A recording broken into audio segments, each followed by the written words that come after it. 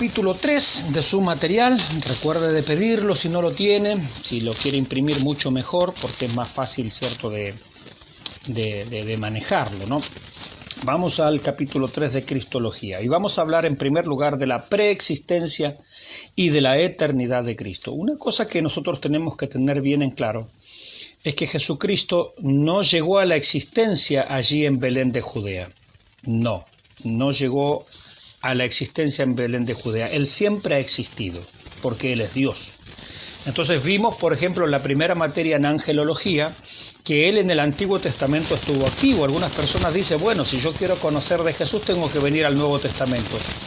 Eso en parte es verdad, porque Jesucristo siempre ha existido. Para ver a Jesucristo podemos ir a la creación, podemos ir a la historia de Abraham, podemos ir a la historia de Lot, podemos ir a la historia, no sé, de cualquier personaje, y a través de todo el Antiguo Testamento vemos al Señor Jesucristo, a veces manifestado como el ángel de Jehová, y también lo vemos en figuras y en símbolos que nos hablan acerca de Él. Jesucristo siempre ha existido, Jesucristo es Dios. Entonces, cuando nosotros leemos, por ejemplo, el Antiguo Testamento, esto tendría que haber sido un comentario de Cristología, perdón, de Bibliología, la materia anterior. Cuando nosotros vemos el Antiguo Testamento, perdón, nuestro desafío es ver a Jesucristo, porque la Biblia dice, Jesucristo dijo, de mí escribió Moisés, las Escrituras dan testimonio de mí.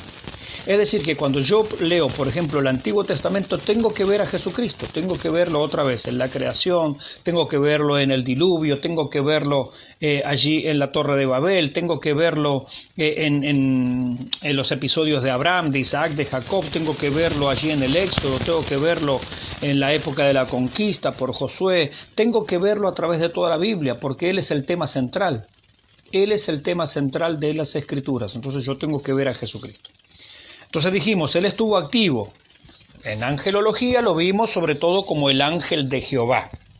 Él se manifestaba, Él se materializaba, ¿sí?, y se aparecía. Normalmente en el Antiguo Testamento la palabra más utilizada acerca de Dios es la palabra, que se traduce Dios al castellano, ¿no?, pero en hebreo es la palabra Elohim. Esta es la palabra más utilizada. Si yo mal no recuerdo, alrededor de 5.000 veces el Antiguo Testamento nos habla de la palabra Elohim, traducido al castellano como Dios simplemente. Pero la palabra Elohim en realidad es una palabra compuesta, es decir, es una palabra plural. Si esa palabra Elohim se tradujera literalmente al castellano, tendría que decir los dioses. En Génesis capítulo 1, versículo 1 dice la Biblia, en el principio creó Elohim, en hebreo por supuesto, ¿no? En el principio creó Elohim los cielos y la tierra. Pero esa palabra, ya dijimos, Elohim, es una palabra plural. Literalmente se debería traducir los dioses. Ahora, no se puede traducir los dioses porque la Biblia también enfáticamente dice, oye Israel, el Señor nuestro Dios, el Señor uno es. Pero la palabra Elohim es plural, entonces ¿en qué quedamos? Porque hay insinuaciones, eso cuando veamos el capítulo que habla acerca de Dios y cuando veamos la Trinidad, ahí vamos a ver que hay insinuaciones de la Trinidad. Es decir, la Trinidad no está claramente expresada y manifestada en el Antiguo Testamento, pero sí hay insinuaciones, por eso se utiliza la palabra Elohim. Insisto, Elohim literalmente significa los dioses, pero no se puede traducir los dioses, no porque primero teológicamente sería chocante con la misma Biblia, con la propia enseñanza de la Biblia. Dios es uno, pero se utiliza una palabra plural para Dios. Entonces cuando nosotros vemos en el Antiguo Testamento la palabra Elohim, la palabra Dios, tenemos que entender que es la Trinidad actuando. Y nosotros sabemos, los que somos trinitarios, ¿cierto?, que Dios es un ser de múltiples personas. Dios es un ser de múltiples personas. En este ser llamado Dios existe la persona del Padre, existe la persona del Hijo y existe la persona del Espíritu Santo. Entonces cuando en Génesis 1.1 dice en el principio Elohim, es decir, Dios, el ser Dios, se está refiriendo en realidad a los tres, y lo vamos a ver con textos bíblicos en donde la Biblia le acredita, por ejemplo, al Señor Jesucristo, que sería la segunda persona de la Trinidad, le acredita que Él es el creador. Y nosotros vamos al Antiguo Testamento, pero si allá dice Dios, es que Jesucristo es Dios, es la segunda persona de este ser divino llamado Dios. Dios no tiene comparación, por supuesto, entonces a veces es un desafío mental, ¿cierto?, tratar de entender o de comprender o de descifrar esto. Pero Dios es un ser que existe, esto es parte del credo, ¿cierto?, parte de nuestra declaración de fe, existe eternamente en tres personas, el Padre, el Hijo, el Espíritu Santo. Por eso cuando llega el momento del hombre, la Biblia dice hagamos. ¿Por qué? Porque la palabra Dios, la palabra Elohim, está en plural. Entonces es hagamos. En la Torre de Babel es descendamos. Y entonces así tenemos muchas referencias. Entonces nosotros tenemos que entender que en el Antiguo Testamento, cuando generalmente se habla de Dios, es la acción de las tres personas de la Trinidad o de las tres personas de la Deidad actuando en su conjunto. Bueno, espero no ser tan engorroso lo que nosotros charlamos aquí. Hola, pastor, bendiciones, nos dice nuestro pastor Luis, bendición. Se siente un ruido que hace interferencia. No sé si es para todos o es para mi hermana Nubia Carrillo nada más. No sé si es para todos. Hoy tengo el microfonito acá, trato de no tocarlo. Bien, les decía que es medio complejo, ¿cierto?, mentalmente tratar de armar todo este rompecabezas, pero bueno, estamos hablando de Dios. Entonces el punto que decíamos es, normalmente cuando la Biblia habla de Dios en el Antiguo Testamento tenemos que entender lo que es la acción de la Trinidad. Nosotros vemos en el monte Sinaí, por ejemplo, que Dios dio la ley.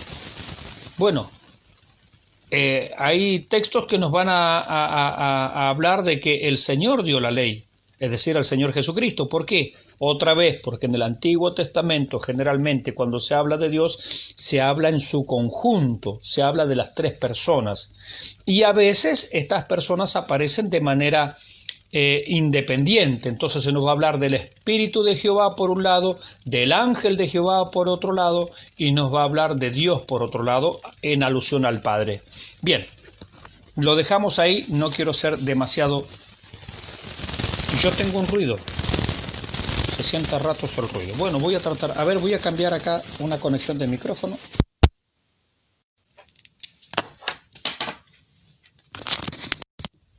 A ver si ahora no hay ruido, o por ahí me está rozando mucho el terno esto. Bien, vamos a tratar de no hacer ruido. Señor amado, los hermanos escuchan ruidos. Bien, bien, no sean espíritus chocarreros en la línea ahí. Bueno. Bien, entonces ese es el punto. Entonces, Jesucristo siempre ha existido. Ahora, hay pruebas directas. En el Nuevo Testamento, en Juan, a ver quién se gana la bendición de ser nuestro secretario. Me voy a sacar esto porque tal vez esto está haciendo un poquito de ruido alterno al rozar el micrófono. Bien, les decía, en el Nuevo Testamento, por ejemplo, en el Evangelio de Juan, en el capítulo 1, versículo 1, allí se nos dice que en el principio era el verbo, en el principio de todas las cosas. Allá en el principio el verbo era el verbo. El verbo estaba con Dios, es decir, junto a Dios, y además el verbo era Dios. Y sabemos que el verbo está hablando obviamente de Jesucristo, ¿no? Bien, entonces nos dice que ya estaba ya en el principio de todas las cosas, en el principio cuando no había absolutamente nada, cuando solamente existía la Trinidad y absolutamente nada más. Entonces la palabra era, en esta frase, en el principio era el verbo, es la palabra griega gen, H-E-N, gen. El tiempo imperfecto que enfatiza la existencia continua en el pasado, es decir, lo que la Biblia nos está diciendo, claro, en el idioma griego, que es como se escribió el Nuevo Testamento, es en el principio siempre había existido el verbo. Esa es la idea que quiere comunicar ese texto en el idioma griego. Traducido al castellano, cierto, pierde un poquitito esa riqueza, pero esa es la idea de esa palabra. Es en el principio siempre había existido, siempre había estado el verbo. No es que en un momento fue creado, no es que en un momento llegó a la existencia. Los testigos de Jehová, por ejemplo, traducen ese texto en su Biblia adulterada, su Biblia trucha, diríamos nosotros acá en Argentina, de la siguiente manera. En el principio era el verbo era con Dios y el verbo era un Dios. Pero ahí hay un agregado, hay un agregado allí. En la Biblia no dice eso. Y el verbo era Dios. No dice el verbo era un Dios. Claro, como ellos creen que Jesucristo es un ser creado, es un Dios creado, es un Dios pero de inferior categoría, ¿no? Al estilo de como los griegos imaginaban los dioses. Había un Dios principal y este era creador de otros semidioses, mitad hombre, mitad Dios. Como lo era Hércules, por ejemplo, en la mitología griega, ¿no? Bien, pero eso no es lo que está enseñando la Biblia. Entonces, la idea es, en el principio el verbo existía continuamente, es decir, siempre ha existido, siempre ha estado. Un autor, Samuel Pérez Millos, lo dice de una manera interesante que yo creo que vale la pena repasarla en este momento. Él dice, hace esta comparación. Voy a hablar en este caso de mí. Vamos a suponer que yo tengo un solo hijo. Vamos a suponer que yo tengo un solo hijo. Ahora, si usted me preguntara cuántos años yo tengo de padre, yo le podría responder la misma cantidad de años que tiene mi hijo de hijo. ¿Cuántos años tiene de hijo su hijo? Y él tiene, no sé, 20 años de hijo. Es decir, que yo tengo 20 años de padre, porque antes de mi hijo yo no era padre. Es una manera de entender que Jesucristo desde siempre, desde la eternidad, absolutamente, eso no entra en nuestra mente, ¿cierto? ¿Cuánto es la eternidad? Pero desde siempre, el Padre, la primera persona, asumió el rol de Padre y la segunda persona asumió el rol de Hijo. Entonces, dicho esto entre comillas, por supuesto, porque estamos hablando de Dios y no hay con qué compararlo. Dicho esto entre comillas, Dios tiene tantos años de Padre como tantos años Jesucristo tiene de Hijo, la misma cantidad de años. Es decir, siempre ha existido, desde la eternidad. Entonces, cuando hablamos de Jesucristo como Hijo, tenemos que entender que es una postura personal que dentro del seno trinitario, ¿cierto? Cada uno ha asumido. El Padre tiene, entre comillas, tantos años de Padre como Jesucristo tiene tantos años de Hijo. Aunque el Hijo es igual al Padre, el Padre no es superior al Hijo, el Hijo no es superior al Padre, son coeternos, coiguales. Eso es la definición de la Trinidad y juntamente con el Espíritu Santo son los tres coeternos, coiguales. Sin embargo, para que haya armonía, para que haya funcionamiento, cada uno ha decidido intratrinitariamente el rol que va a aceptar, el rol que va a asumir. Entonces, la primera persona asumió el rol de padre. La segunda persona asumió el verbo, asumió el rol de hijo. Y el Espíritu Santo tiene el rol ese que él que ha establecido en común acuerdo. Eso para que haya armonía. Imagínese si cada uno tirase para su lado. Dios es un ser en tres personas, ¿sí? Padre, Hijo y Espíritu Santo. Pero mire si cada uno tirara para su lado. Esto es como en el matrimonio. Se unirán un hombre y una mujer, serán una sola carne. Ahora mire si cada uno tira para su lado. Bueno, se tensa la cuerda y se llega, por ejemplo, al divorcio. Es decir, se autodestruye. No puede estar dividido contra sí mismo. Ni aun Satanás se divide contra sí mismo, dice el Señor. Entonces, en el seno trinitario hay una perfecta armonía, hay una perfecta comunión, aunque los tres son iguales absolutamente en todo, cada uno ha elegido eternalmente y desde siempre un rol a ocupar. Entonces, volvemos para atrás. La Biblia, cuando habla de Dios en el Antiguo Testamento, generalmente se refiere al conjunto, a este ser de tres personas en conjunto. Bien, seguimos avanzando. En Juan capítulo 8, versículo 58. A ver ahí, ¿quién es? Francisco nos dice, amén, solo el imperio de Dios es sempiterno, en cambio Dios siempre ha existido. Bien, por supuesto, de eso estamos hablando. Juan 8, 58. Estamos hablando de la cristología, la persona de Jesucristo. En esta materia no estudiamos su obra en cuanto a la salvación, no. Eso lo vamos a ver en el capítulo 4, Dios mediante, que es la doctrina de la salvación o soteriología. 8:58. 8:58, espero que se haya terminado el ruido. 8:58 nos dice: Jesús les dijo, de cierto os digo, antes que Abraham fuese, yo soy. Antes que Abraham fuese, yo soy. Entonces les dijeron, tú no tienes 50 años, se ha visto a Abraham. Claro, para la época esta, ya Abraham había muerto hacía 2000 años. Imagínense que yo les dijera ahora, bueno, antes de que existiera el apóstol Pablo, yo ya estaba. Ustedes me dirían, este pastor está loco. No tiene 50 años y cómo va a haber nacido antes que Pablo, si Pablo hace 2000 años que es esa historia. Bueno, cuando Jesús dijo esto, la historia de Abraham ya había pasado hacía 2000 años. Y él les dice a los judíos, antes que Abraham fuese, yo soy.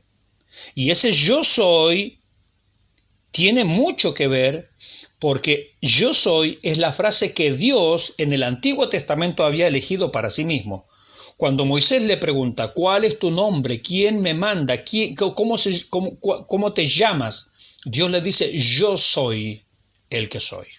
Entonces el yo soy, siempre en la mentalidad judía, siempre en la mentalidad hebrea, nos remitía al yo soy del Antiguo Testamento, es decir, a Dios. Y él les dice, yo soy, antes que Abraham fuese, yo soy. Por eso en Juan también en el Evangelio tenemos los 7 yo soy la puerta, yo soy el buen pastor, yo soy la luz del mundo, y así, ¿no? Hay 7 yo soy de Jesús en el Evangelio de Juan. ¿Por qué? Porque nos está definiendo claramente la deidad de Jesucristo. Jesucristo es Dios, y eso es lo que se propone Juan, justamente, expresarnos, ¿cierto?, convencernos a través justamente de las Escrituras, ¿no? Entonces Juan 8:58, aunque Abraham vivió unos 2000 años antes de Cristo, él declaró, antes que Abraham fuese yo soy. Y el yo soy de la misma frase nos recuerda a Éxodo 3:14, donde Dios afirma que su propio nombre es yo soy. Hebreos 1:8, vamos a Hebreos allí, Hebreos 1:8. Vamos a Hebreos 1:8, estamos conociendo la persona de Jesucristo.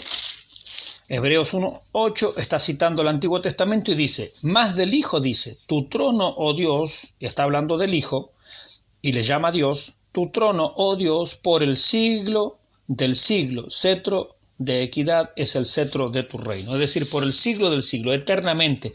Esa frase, por el siglo del siglo, en la mentalidad hebrea es desde siempre. Nosotros, o ustedes en Chile tal vez dicen de pe a pa, es decir, de principio a fin. Los griegos dirían de alfa a omega, la primera letra y la última letra. Para los hebreos es desde el siglo y hasta el siglo, tú eres Dios, es decir, desde siempre. O como dice Malaquías, son desde los días de la eternidad sus salidas, ¿no? En Miqueas. Entonces en Hebreos 1:8, hablando de Jesucristo, primero que lo llama Dios, y esto es una evidencia de la deidad de Jesucristo, que Él es Dios, sino que le dice que también por los siglos de los siglos, es decir, desde siempre, de principio a fin. Esa es la idea para el pueblo hebreo. Colosenses 1:17, a ver, ¿quién lo pone allí? Nuestra hermana Natalia. Muy bien, hermana Natalia, gracias. Colosenses 1:17. Recuerde de hacer preguntas, por favor. Siempre las preguntas son interesantes, ¿eh? No dé una pregunta por, qué pregunta más tonta que voy a hacer. No. Siempre las preguntas son importantes porque nos ayudan a aclarar conceptos. Colosenses 1:17, dice, y Él, hablando de Jesucristo, es antes de todas las cosas, y todas las cosas en Él subsisten. Entonces, hablando de Jesucristo, Él es antes de todas las cosas, es decir, antes de la creación, Entonces, no cometamos este error de pensar, bueno, Jesucristo vino a la existencia allí en Belén de Judea. No, allí Él asumió la naturaleza humana, asumió un cuerpo humano, pero Él siempre ha existido porque Él es Dios. Él estuvo, insisto, activo en la eternidad, pasada, Él estuvo activo en la creación del hombre, en todo Él estuvo activo. Y en un determinado momento, de acuerdo al plan de Dios, como dice Pablo en la carta a los Gálatas, pero llegado el cumplimiento del tiempo, Dios, es decir, el Padre, envió a su Hijo, la segunda persona, que es igual al Padre, es exactamente igual en poder, en gloria, en majestad, en omnipotencia, pero con un rol distinto que de común acuerdo se ha definido dentro del seno trinitario. Llegado el cumplimiento del tiempo, Dios envió a su Hijo aquí a esta tierra, nacido de mujer y nacido bajo la ley. ¿Sí? Son cosas que vamos a ir viendo nosotros con la ayuda del Señor. Bien. En el Antiguo Testamento, por ejemplo, Miqueas, que lo vengo mencionando recién, Miqueas capítulo 5, versículo 2, hablando del Mesías, hablando de Jesucristo, se nos dice, sus salidas son desde el principio, desde los días de la eternidad. Allí está clarísimo entonces que el Señor Jesucristo tiene eternidad en sí mismo, tiene eternidad. Sus salidas, es decir, su principio, su origen, son desde el principio, desde los días de la eternidad. ¿Cuáles son los días de la eternidad? No hay cuenta para atrás. No hay cuenta para atrás, porque eso es justamente la eternidad, no hay cuenta. En Isaías 9:6, Cristo es llamado Padre Eterno, ¿sí? Esto los ha confundido, porque están confundidos nuestros hermanos pentecostales también, los solo Jesús, también llamados unicitarios, porque ellos dicen, ven, acá en el Antiguo Testamento dice que Jesús es el Padre, entonces ellos llegan al Nuevo Testamento, dicen, ven, acá cuando habla del Padre está hablando de Jesús. No. Él sería llamado Padre Eterno, es decir, porque Él es el Padre de los creyentes también. Esto no significa que Él sea el Padre como afirman los solo Jesús, sino que posee preexistencia y eternidad, ya que es, por ejemplo, también el Padre de la creación. Claro, porque Jesucristo es creador, Él es nuestro creador, Él nos ha hecho. Pueblo suyo somos, ovejas de su prado, Él nos hizo y no nosotros a nosotros mismos. Entonces, no hay que confundir esa frase como lo hacen los solo Jesús, ¿no? Bueno, allí hay una confusión acerca de eso, ¿no? Bien, entonces, que en Isaías 9:6 diga que a Él se le va a llamar el Padre o Padre nuestro, no quiere decir que Él sea el Padre que nosotros conocemos en el Nuevo Testamento, no. En el Nuevo Testamento tenemos la Trinidad absolutamente revelada, absolutamente clara. El Padre en el cielo, el Hijo bautizándose, el Espíritu Santo descendiendo como paloma, y el Padre le dice al Hijo, este es mi Hijo amado, en Él tengo complacencia. Bien, ahora hay algunas pruebas indirectas, ¿no? Juan capítulo 3, versículo 13. Juan 3:13. Preguntas, no veo, no sé. A Natalia dice le van a salir escamas, no sé por qué, querrá más pescadito, no sé. Juan capítulo 3, versículo 13. 3:13 nos dice, nadie subió al cielo, sino el que descendió del cielo, el Hijo del Hombre que está en el cielo. Fíjese qué interesante esto, ¿no? Dice, nadie subió al cielo, sino el que está en el cielo. ¿Y quién está en el cielo? El Hijo del Hombre, es decir, Jesucristo mismo. Él está en el cielo, dice, Él descendió del cielo. Dice que está en el cielo. Bueno, o sea que está en la tierra y también está en el cielo. Sí, porque otras cosas de las que vamos a ver es que Jesucristo es omnipresente. Wow, sí, bien, muy bien. Físicamente él en un momento se limitó, ¿cierto?, a caminar y a ir a Jerusalén y a ir a Galilea, pero él como es Dios hecho carne, ¿cierto?, es Dios encarnado, él sigue siendo Dios, sigue siendo omnipotente, sigue siendo omnipresente, sigue siendo omnisciente, tiene todos los atributos de la deidad porque él es Dios. Eso es una discusión que en algunos círculos se da, ¿no? Jesucristo cuando vino a la tierra se despojó de su divinidad. No, eso sería un grosero error. Bueno, Él se despojó de la omnipotencia. No, Él siempre fue omnipotente. Si Él no era omnipotente, Él no era Dios. Bueno, él se despojó de su omnipresencia. No, si se despoja de su omnipresencia, él deja de ser Dios. Bueno, se despojó de su omnisciencia. Tampoco. Bueno, de su eternidad tampoco. No se despojó de nada de lo que tiene que ver con Dios. Por eso es Dios. Por eso es Dios entre nosotros, es Emmanuel, Dios en medio de nosotros. Dios puso su tabernáculo en medio nuestro. Dios caminó con nosotros, dice Juan, y vimos su gloria, gloria como del unigénito del Padre, lleno de gracia y de verdad. Entonces Jesucristo siempre fue Dios. Cuando estaba allí en el vientre de María, Él era Dios. Cuando él tenía 12 años y estaba allí en el templo hablando o preguntándole a los doctores de la ley, él era Dios. ¿Sí? Dentro de ese cuerpo de niño, por supuesto, porque él asumió una forma humana también, ¿cierto? Un cuerpo humano. Bien, pero eso lo vamos a hablar luego. En Juan 1.3, acá a la vueltita nomás, Juan 1.3 dice, todas las cosas por él, es decir, por el Verbo, la segunda persona de la Trinidad, es decir, lo que conocemos como Jesucristo, o al que conocemos como Jesucristo, todas las cosas por Él fueron hechas, y sin Él nada de lo que ha sido hecho fue hecho. Porque Él es Dios, absolutamente, ¿ve? Ahí lo tenemos nosotros declarado claramente.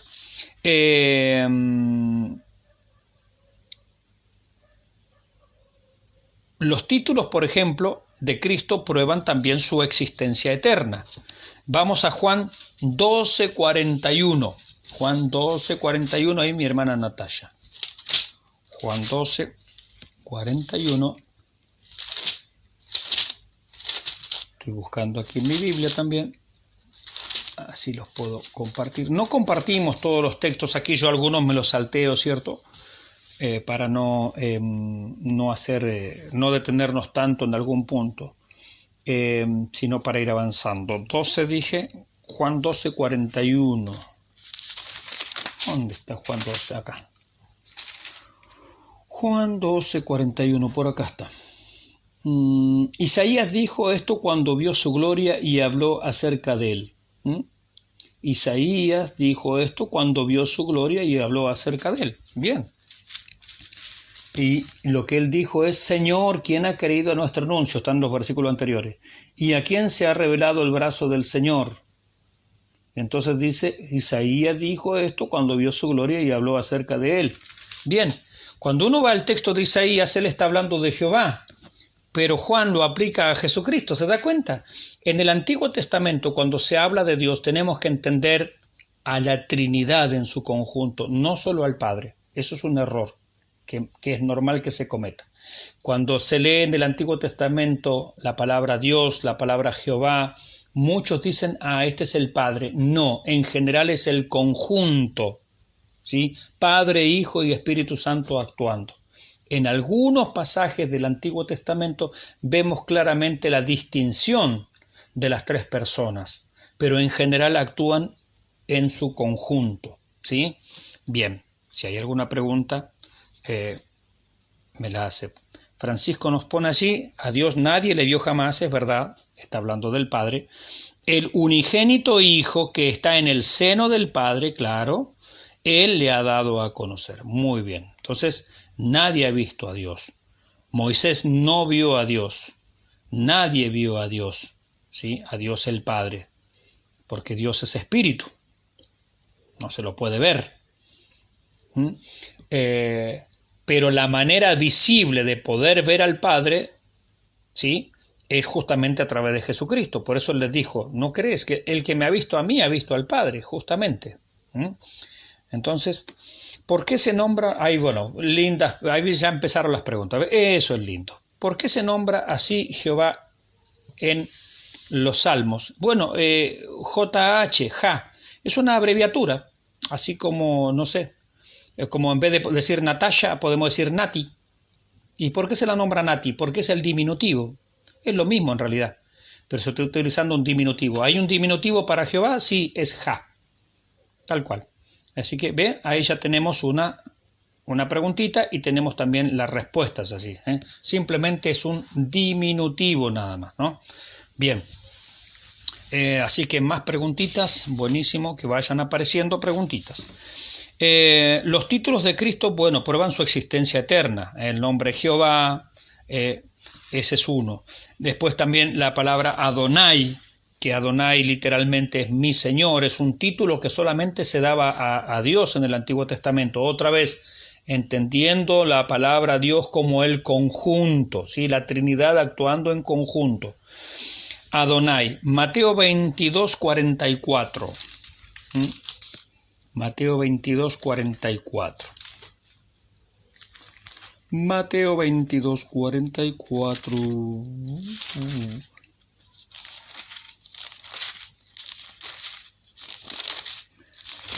Por aquí está, 22, 44. ¿Qué nos dice? Dijo el Señor a mi Señor, siéntate a mi derecha hasta que ponga a tus enemigos por estrado de tus pies. Dijo el Señor a mi Señor. Y allí es, en hebreo sería, dijo Adonai a mi Adonai. Dijo el Señor a mi Señor. Dijo Adonai, el Padre, a mi Adonai, el Hijo, siéntate a mi diestra hasta que ponga a tus enemigos por estrado de tus pies. ¿Ve? Ahí tiene dos Adonai en el mismo versículo. Hay dos señores, porque no está revelada en el Antiguo Testamento la Trinidad, pero está insinuada. Es decir, hay pistas de que Dios es un ser trinitario. No lo dice abiertamente, pero hay pistas, hay pistas. Hagamos al hombre a nuestra imagen y semejanza. Descendamos. Está Dios y a la vez está el ángel de Jehová. Y dice la voz del Señor, no hagáis enojar el ángel, porque el ángel no os acompañará. Moisés dice, no, si tu presencia no va con nosotros, no nos lleves a ningún lado. Pero tan importante era el ángel de Jehová, es que el ángel de Jehová es Dios, es la segunda persona de la Trinidad manifestada allí en ese momento. ¡Wow! Este pasaje no está aquí, pero mire qué interesante para verlo. Un segundito, acompáñeme a Zacarías y vamos a ver dos Jehová. Allí dijo el Señor a mis señores, dos Adonai. ¿Cómo dos Adonai? Yo creí que era uno solo, porque la Trinidad está insinuada. En el Nuevo Testamento está revelada. Pero en Zacarías, en el capítulo 3, hay dos Jehová. En Salmo 110 hay dos Adonai. En Zacarías, capítulo 3, hay dos Jehová. ¿Cómo dos Jehová? Yo, pastor, siempre entendí que era uno. Es que está Jehová el Padre y Jehová el Hijo en el mismo capítulo. ¿Qué nos dice Francisco Gastón? A ver, porque es cierto que en el hebreo Jehová no lleva vocales. Claro, no, es un tetragrama en realidad. Es como un nombre que no se puede nombrar tal cual, que si se nombrara se escucharía como un mugido o un respiro. Bueno, póngale. Nadie sabe cómo se pronuncia, así que póngale. Por eso la Biblia dice en el Salmo 150, a ver, ¿qué más puso? Porque dice en el Salmo 150, todo animal que respire alabe a Jehová. Me podría aclarar si estoy bien o no. No sé, porque nadie sabe cómo se pronuncia ese nombre. Ni los judíos saben, así que no me pregunte a mí. Primero, no sé hablar hebreo, no sé hablar griego, sé algunas palabras nada más del hebreo, del griego. Me sé el alfabeto hebreo, me sé el alfabeto griego, pero no sé hablar ninguno de los dos idiomas. Y ni aún los judíos saben cómo se pronuncia Jehová. Así que la verdad, mi hermano Francisco Gastón, se lo dejo para que se lo pregunte al Señor cuando estemos en su presencia. ¿Cómo se pronuncia Jehová en hebreo? La verdad, no tengo la más pálida idea. Pero bien, vamos a este pasaje. Pero son interesantes las preguntas, son muy buenas las preguntas. Vamos a este pasaje. Zacarías capítulo 3 es una visión que tiene Zacarías acerca del sumo sacerdote Josué, cuando ellos volvieron del exilio y cuando se estaba reedificando el templo, en este caso, ¿sí? Se estaba reedificando el templo. Dice, me mostró al sumo sacerdote Josué, recuerda que esto es una visión, me mostró al sumo sacerdote Josué, el cual estaba delante del ángel de Jehová. Escuche. Estaba delante del ángel de Jehová. Ahí está el Señor Jesucristo. Y Satanás estaba a su mano derecha para acusarle, es decir, para acusar al sumo sacerdote Josué. Entonces tenemos a el ángel de Jehová, estaba el sumo sacerdote Josué y estaba también ahí Satanás para acusar al sumo sacerdote Josué. Versículo 2. Y dijo Jehová a Satanás, escucha ahora, Jehová te reprenda, oh Satanás, Jehová que ha escogido a Jerusalén te reprenda. ¿Se da cuenta que hay dos Jehová allí? Dijo Jehová a Satanás, Jehová te reprenda. ¿Cómo se está hablando Jehová? Tendría que decir, dijo Jehová a Satanás, yo te reprendo. Pero este Jehová le está hablando de otro Jehová. Dijo Jehová, es decir, el ángel de Jehová, porque Él es Dios, el Señor Jesucristo. Lo traducimos al lenguaje del Nuevo Testamento. Dijo el Señor Jesucristo, el Padre te reprenda, oh Satanás. Y entonces ahí entendemos el concepto trinitario, porque si no nos quedan dos Jehová en el mismo pasaje. Ah, bien, ¿se da cuenta? Allí estaba el Señor Jesucristo, el ángel de Jehová. Entonces en un solo pasaje se nombra a dos Jehová. En un solo pasaje, Salmo 110, se nombra a dos señores, a dos Adonai. Qué maravilloso, ¿no? Bueno, todo eso lo vamos aprendiendo a la luz del Nuevo Testamento, porque si no es imposible sacar conclusiones. Claro, los pobres judíos también se rascaban la cabeza, así cómo puede ser que hay dos Jehová, si nosotros tenemos uno, y oye, oh Israel, el Señor nuestro Dios, el Señor uno es, ¿y de dónde salió este otro Jehová? Qué problema tenían, ¿no? Y cuando llegaban a Isaías 53, pero si nosotros sabemos que el Mesías va a reinar y va a vencer a nuestros enemigos, y el 53 de Isaías nos dice que el Mesías va a morir. ¿Cómo? ¿Va a reinar o va a morir? ¿En qué quedamos? En las dos cosas. El primero vino para morir y ahora vuelve para reinar. Qué maravilloso nuestro Señor. Por eso en bibliología, la materia anterior, hablábamos de la revelación progresiva. Hablamos de la revelación progresiva, cómo Dios fue comunicando las cosas de a poco hacia adelante, ¿no? Y también nuestra mente se va iluminando progresivamente y de a poquito vamos entendiendo más las cosas, ¿no? Francisco nos dice, es solo el hecho... ¡Ay, se me fue! No se me vaya, hermano Francisco, por favor. Su mensaje, quiero decir. Solo el hecho de respirar estamos alabando al nombrar a Jehová, nos dice nuestro hermano ahí. Bueno, puede ser, es una interpretación. No todo el que respira está alabando al Señor, se lo aseguro. Algunos están respirando amenazas como Saulo de Tarso en contra del Señor y de sus hijos. Pero bueno, si lo aplicamos solamente a los cristianos, puede ser cierto. A ver, ¿qué más nos dice acá? Francisco Gastón dice, porque es cierto que en el hebreo Jehová no... no, ese ya es viejo, ya pasó de moda ese. Acá, Liliana Patricia, ¿qué nos dice Liliana Patricia? Nos dice, mi pastor, si bien no se puede deletrear Jehová, no se puede pronunciar, no deletrear, deletrear sí, se lo deletreo yo si quiere. No se puede pronunciar Jehová. Para los hebreos tiene un significado. ¿Cuál sería el significado de Jehová? ¿Por qué le atribuyen ese nombre? No, a ver, primero, ellos no le atribuyen ese nombre, es el nombre con que Dios se manifestó. Cuando Moisés, en el capítulo 3 del Éxodo, le pregunta, ¿cuál es tu nombre? ¿Qué diré yo a tu pueblo? ¿Qué diré yo a los hebreos? Y Dios le responde, es decir, no, esto no se lo atribuyeron los israelitas. Dios se puso ese propio nombre. Yo soy Jehová. Y así bien como dice nuestro hermano Gastón, Jehová en hebreo son puras consonantes, no hay vocales. ¿Cómo se pronuncia? La verdad no tengo la menor idea, ni los hebreos saben, porque de hecho los hebreos no pronunciaban el nombre del Señor. ¿Por qué? Porque hay un mandamiento que dice no tomarás el nombre de Jehová tu Dios en vano, y para ellos pronunciar el nombre de Dios por cualquier cosa era tomarlo en vano. Era una exageración, ellos estaban equivocados en esa apreciación. Dios no se refería a eso, ¿cierto? No se refería a que no se podía nombrar su nombre. No se lo podía tomar como juego o como dirán en Chile a la chacota. Pero no es que no se lo podía nombrar. Bueno, ellos se lo tomaron tan al pie de la letra que no pronunciaban el nombre, ¿no? Para no pecar. Pero, ¿cuál sería el significado? La idea de ese nombre, y el significado de esas 4 letras, o tetragrama también se llama, porque son cuatro consonantes, la idea de ese nombre es el que tiene existencia en sí mismo. Esa es la idea, ese es el concepto que transmite ese nombre. Cuando Moisés pregunta, ¿cuál es tu nombre? Dios le dice, el que tiene existencia en sí mismo, el que existe por sí mismo, el autoexistente. Esa es la idea del nombre Jehová. Eso es lo que significa. Se traduce al castellano porque, bueno, se le agregan vocales, ¿cierto? Algunos dicen que es una fusión de Jehová y Adonai, con algunas vocales, y sale este nombre Jehová, ¿cierto? Pero está claro que Jehová no es la pronunciación. No sabemos cuál es la pronunciación exacta. Algunos dicen Yahvé, otros Yahweh, otros Yahweh, así más fuerte. Bueno, no sé, hay muchas opiniones, pero en definitiva nadie sabe.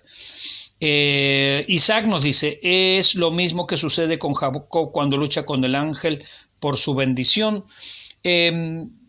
Sí, tiene algo que ver, porque en el Antiguo Testamento y en el Nuevo Testamento hay muchos cambios de nombres, por ejemplo, y hay muchas cosas que tienen que ver con ponerle nombre, porque el conocer el nombre de alguien era también entablar una relación muy personal y muy estrecha con esa persona. Es como que me daba ciertos privilegios. Por eso cuando Jacob lucha con el ángel, Jacob le pregunta, dice, dime tu nombre, no te dejaré hasta que no me bendiga, dime tu nombre.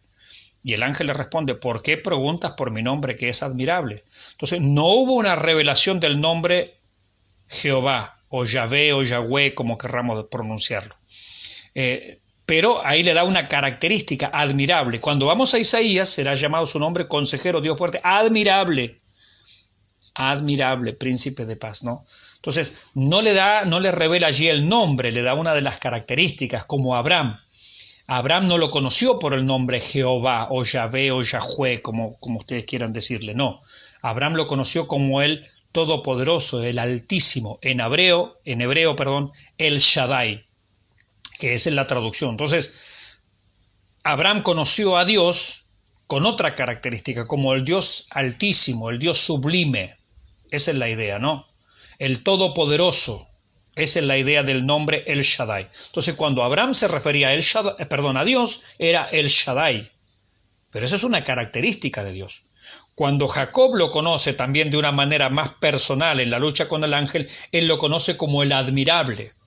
Y cuando Moisés lo conoce también de una manera más personal, ahí lo conoce recién como yo soy el que soy.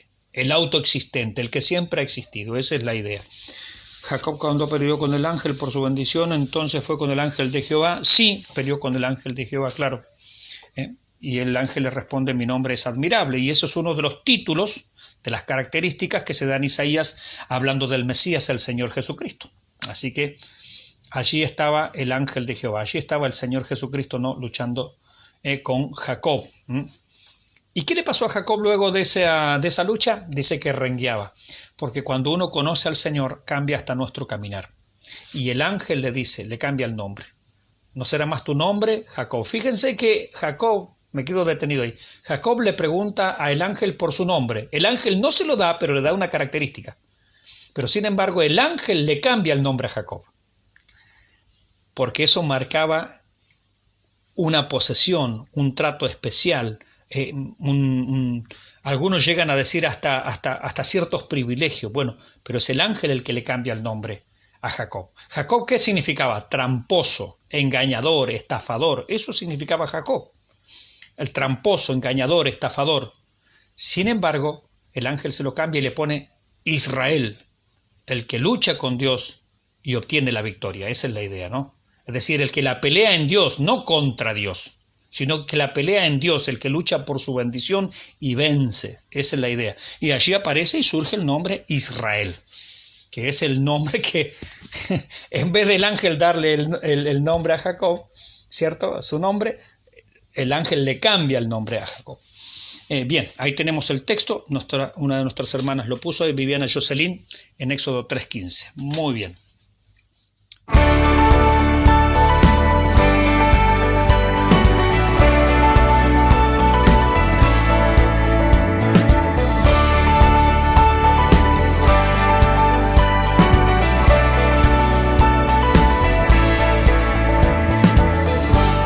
Si nuestro canal Yepi Producciones ha sido de bendición para tu vida y sentís el anhelo de poder colaborar, te dejaremos 2 cuentas para que puedas ayudarnos a seguir creciendo. Dios te bendiga.